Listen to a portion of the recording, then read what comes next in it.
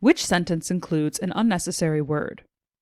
Let's take a look at each of the suggestions and see which word is unnecessary.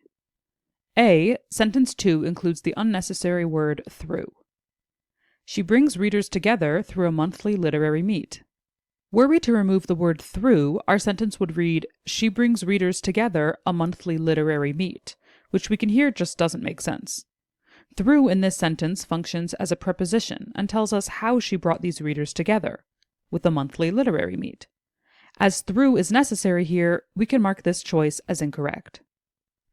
B. Sentence 3 includes the unnecessary word up. She established Inception Book Club over 4 years ago to create a space for women to discuss everything from literature up to career prospects.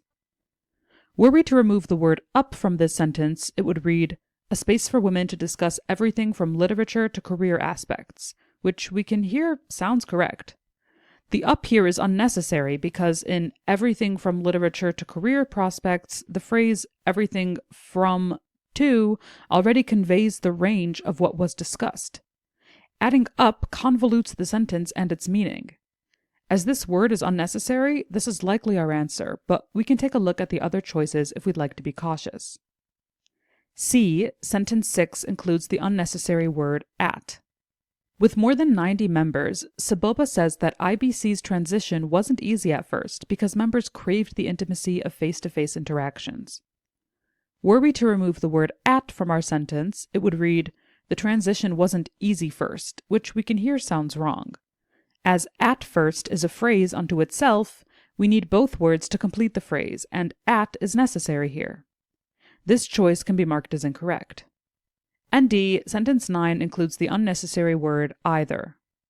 Ayeye says that Happy Noisemaker tends to attract women either based in Nigeria or members of the Nigerian diaspora.